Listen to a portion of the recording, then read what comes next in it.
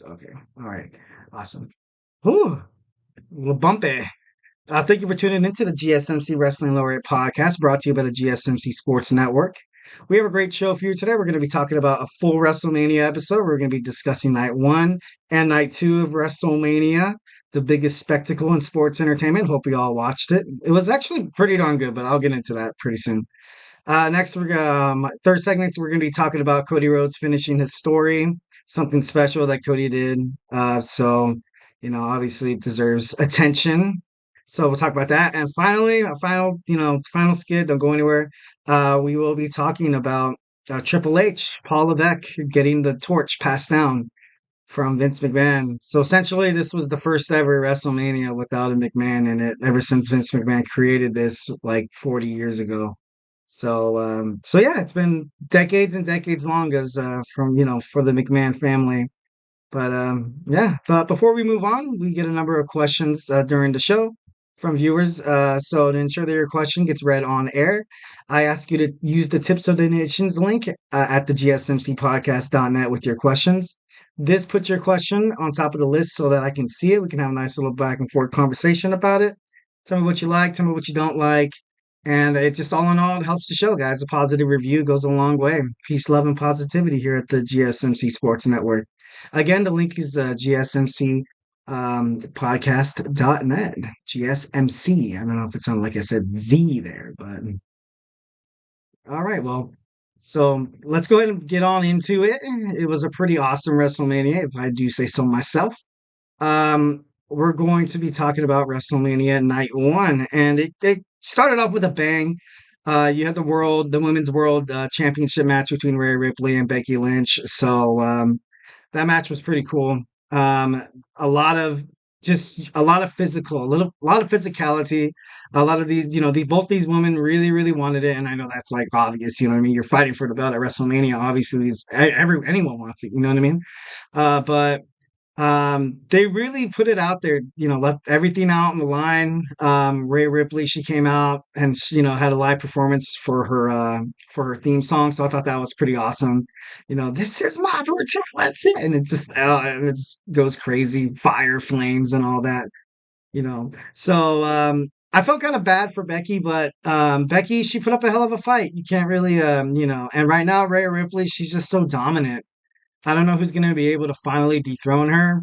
I'm thinking maybe like if they bring Charlotte back, but then again, like I don't know, like Rhea Ripley right now, even with the crowd, she's like so over. I remember in a interview with Becky Lynch, basically discussing if Rhea Ripley was like a heel. She was like, honestly, I don't think she's probably if she's a heel, she's the worst heel ever, because fans still like her. She you can tell like she obviously loves the attention from the fans and stuff like that. And Rhea, like she's never been used to getting this kind of attention, positive or negative. So as of like that brute force that women's wrestling kind of succumbed to after like you had Charlotte Flair, Bianca Belair, and Ronda Rousey, Shayna Baszler, and now with Rhea Ripley, like these women are becoming more and more like just dominant champions, kind of like in the men's division, which is kind of cool. Honestly, I like that. So I thought that was pretty cool. Hell of a match, all in all. It took a Riptide to the turnbuckle, and then another Riptide. So a total of 3 Riptides. But she was able to beat Becky Lynch and retain her Women's World Championship.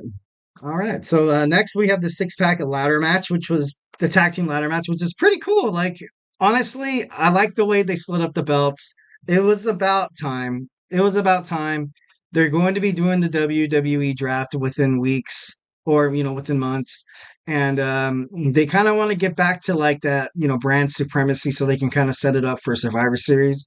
Although I did like that Survivor Series where they did, bring NXT in and it was like a triple threat match where you had the Intercontinental Champion, the United States Champion, and the North American Champion fight in a triple threat match. And you had the NXT Champion, the World's Heavyweight Champion, and the Universal Champion. So I don't know. I think it would be cool to do something like that. But all in all, we'll see what happens there. But anyways, the match was really, really awesome. Damian Priest and Finn Balor did not retrieve any of the tag team titles, SmackDown or Raw. I to kind of talk like I really liked how DIY like I don't know, they were flying all over the place, flying on the like they were breaking most of the tables. Like let's just be honest, like they were just absolutely like they were just gunning it, and I liked how they came out with like the DX kind of look. Like Johnny Gargano was like the Shawn Michaels, and Tommaso Ciampa was like the Triple H. So I thought that was pretty dope. Me as a Shawn Michaels and a Triple H DX fan, but New Catch Republic, Tyler Bates and Pete Dunne did a really good job. The New Day, there was a couple times where like I think I saw it. Somebody hit Kofi Kingston with a chair. No, I think it was Damian Priest hit him with the chair, and it was like, oh, like you couldn't help but to cringe. You're like, oh my god, ouch! Like that's just, oh my god. But they ended up didn't they didn't even get any of the titles. So hey, jokes on that. I'm just kidding. No, but the Awesome Truth, which is the Miz and our Truth, were able to retrieve one of the SmackDowns. I think they won the Raw titles, and then Austin Theory and Grayson Waller won the SmackDown ones, which was pretty surprising. I gotta be honest. When I was kind of like reviewing this match with my wife, and I was like, honestly, I don't see where Austin Theory and Grayson Waller fit in the tag team title, picture on SmackDown or Raw. But I'm excited to see what since we're now in the Paul Levesque era of the WWE. So honestly, he put on a hell of a WrestleMania 40, so I'm excited to see what he decides to do with these two guys. It's probably going to end up being genius. Everything he touches turns to gold. So, with that, but Austin Theory was kind of like that last Vince McMahon guy. Like he won that Money in the Bank match, and he was the United States champion. Had a nice little reign, but all in all, I don't think he was really ready at that moment in his career to kind of be like heavyweight title contenders kind of thing. But I don't know. It's going to be interesting to see these two guys like fight. So with that being said, the next skit was the Fireflies were inside the Lincoln Financial Field. They showed the documentary preview, which is already out. I've watched this. It's really really good. But I like how everyone was still like taking out their phones and doing like the tributes toward Wyndham Rotunda, and then like I don't know, it's just cool. It's just cool because WrestleMania is one thing. WrestleMania is like the Super Bowl, and just to do something on the grandest stage of them all, like be able to, you know, kind of like pay respects toward a guy who changed the industry, which Bray Wyatt did. And I don't know, I thought it was super cool. You saw the phones out and everything like that, and I know it was kind of kind of tear jerking.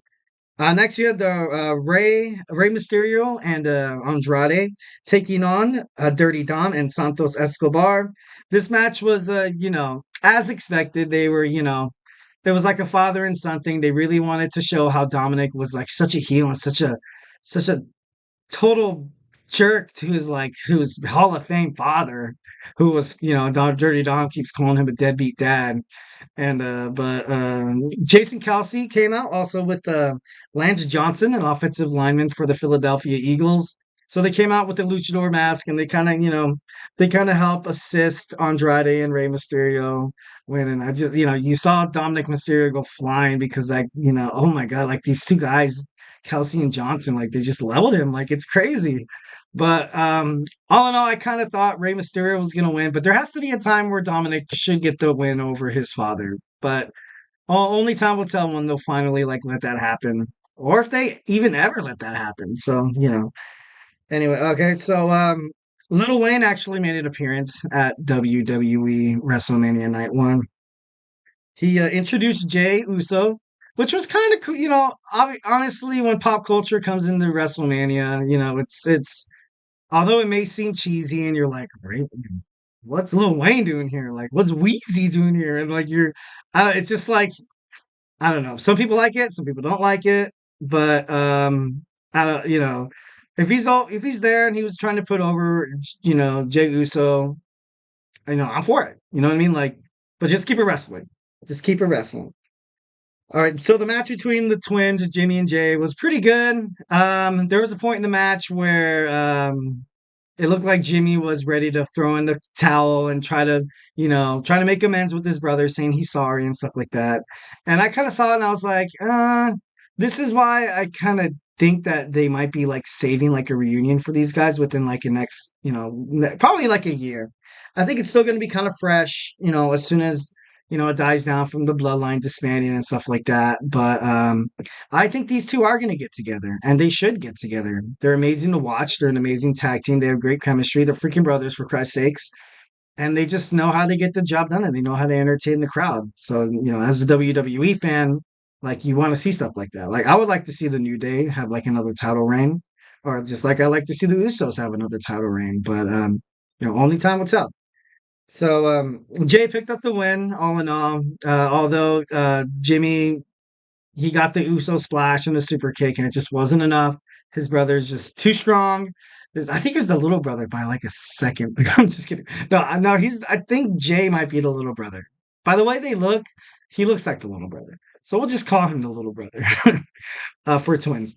But I don't know. I kind of saw this coming because right now Jey Uso's singles career is kind of more over than Jimmy's. But let's see what Jimmy does after this Roman Reigns loss in WrestleMania. So I'm excited to see what happens with Jimmy. Like I hope he doesn't leave or hope he doesn't get released. But only time will tell. Only time will tell. I feel like that's like the moral of tonight or after WrestleMania. Seeing all these storylines develop after these matches, you're like, only time will tell. Um, Next, we have Bianca Belair teaming up with Naomi, teaming up with Jade Cargill against Damage Control. This match was exactly kind of what we all expected. It was kind of like a flex on how powerful and how dominant Jade Cargill could be. So I felt bad for Damage Control a little bit. They kind of got because Bianca Belair could probably take on the Kabuki Warriors by herself. And the SmackDown before WrestleMania, you saw, Jade, kind of like, I don't want to say dominate Damage Control because it was, obviously, I think Damage Control is like kind of at its end. Like you lost Bailey, Dakota Kai, and the Kabuki Warriors and the Io Sky. They all lost. They all lost at WrestleMania. Totally momentum killers. It's going to be interesting to see what they do with the women's tag team titles, but I can honestly see Bianca and Naomi teaming up and going after that title. And maybe Jade, maybe goes after Bailey. Who knows? But maybe like the draft will, tell a better story or kind of foreshadow things a little better. All right, next we had the Intercontinental Championship match. It was a hell of a match. You had Gunther and Sami Zayn. Sami Zayn, against all odds, came out the victor.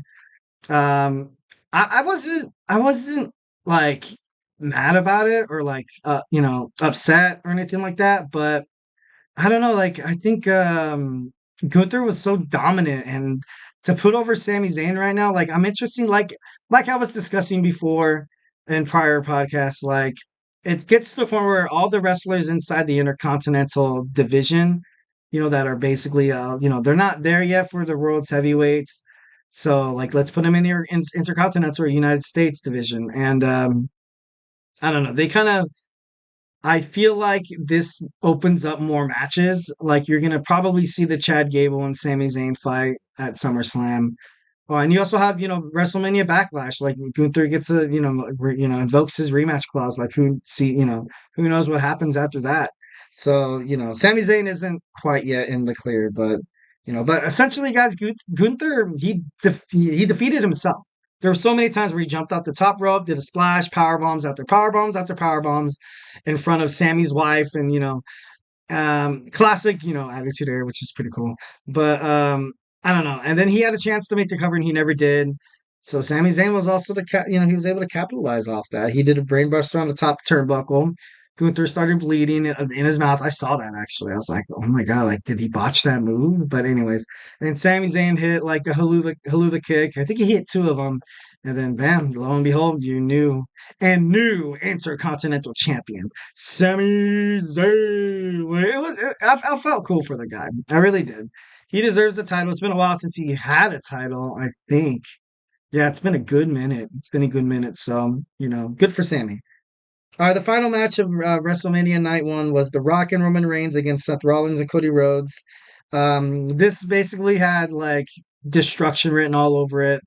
They were out in the crowd fighting, going on tables, breaking announce tables. getting, like they were up on the stage at one point, and it was to the point where like they had to split up the cameras and have two views. So I thought that was pretty awesome. I was like, okay, wow, that's awesome. Like I like how they're not totally inside the ring, but they eventually made it back into the ring. And I thought it was kind of funny how The Rock, like once when the ref started counting, like for the count out, he was like, shut up.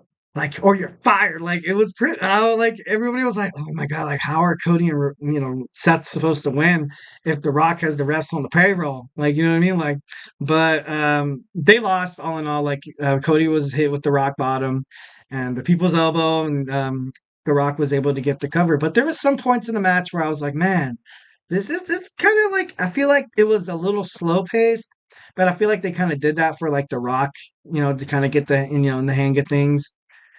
So but all in all, great match. Great match. It set up the Bloodline Rules match for night two, which I really wanted to see. I wanted to see absolute chaos in night two, and it absolutely was. And we'll talk more and more about it in a second. So that's going to be my next skit, WrestleMania Night Two.